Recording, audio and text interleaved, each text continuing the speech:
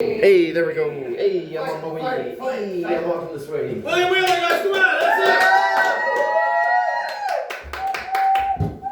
Alright, y'all, I'm here. Fuck, what was I gonna say? Oh, yeah.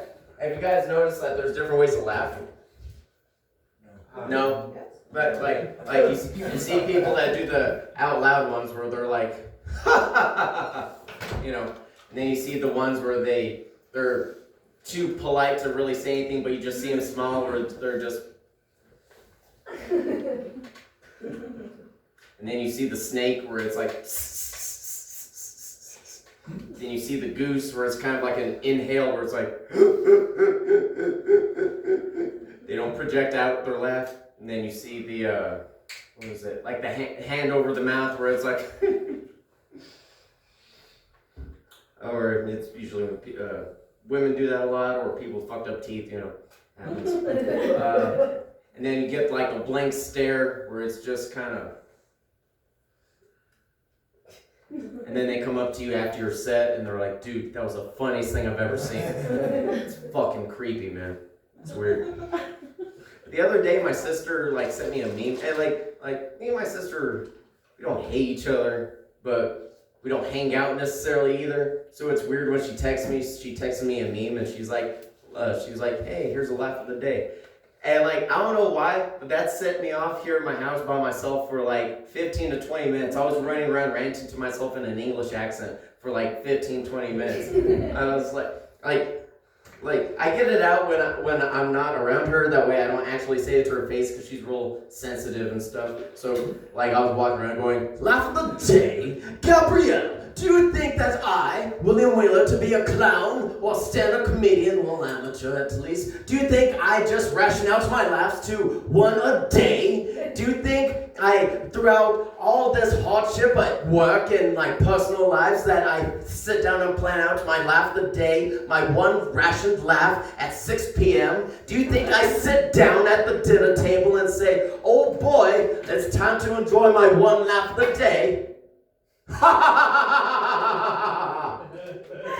Oh boy, well that was splendid. I'm gonna go carry on with my life now. Do you think I'd do that, Gabrielle? Well, you don't know me very well. I did that for like 30 minutes in my house.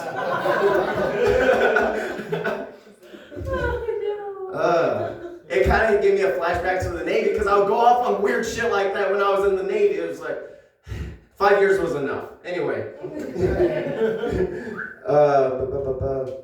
Oh yeah, this was a random thought that after I did my tirade, I was like, it's like because it's summer, you know, the sun's out all the time, we're fucking burning up. Thank God the sun doesn't have tits. We'd all be blind, you know? I'm an ass man. Yeah. Nice.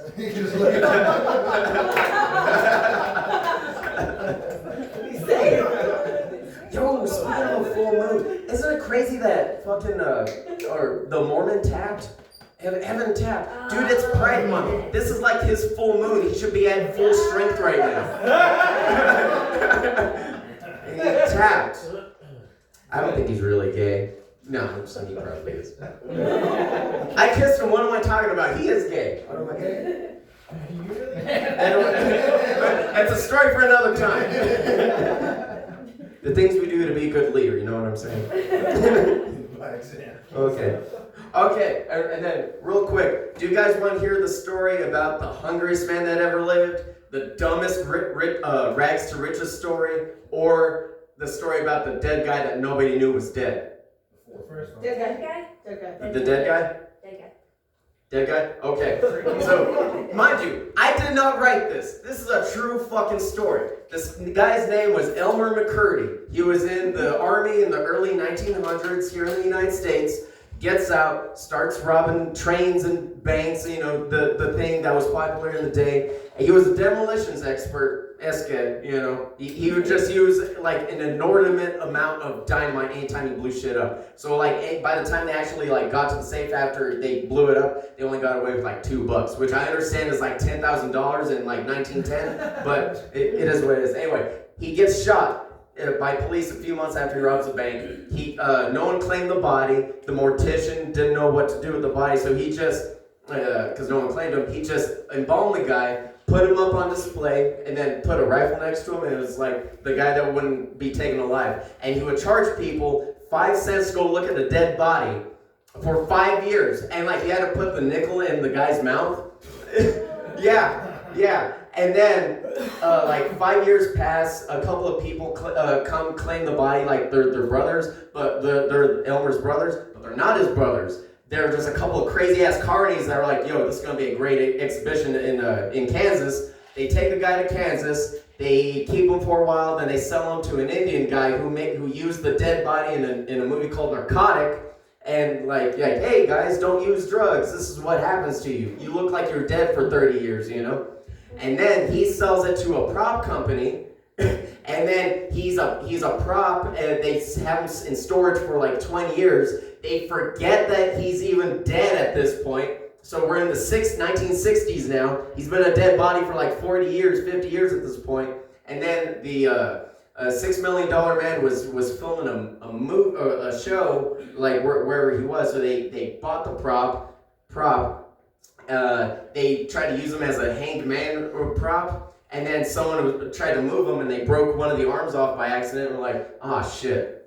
Why is there bone in this thing? And muscle. Uh-oh. You know, and then they realized there was a big investigation. Then they finally buried him. Yeah.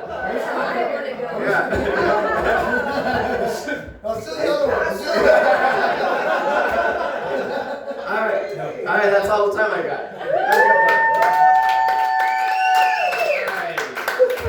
Give it up for William Wheeler, voted most likely in high school to know where some buried treasure's at. This is William Wheeler's fun. This next comment.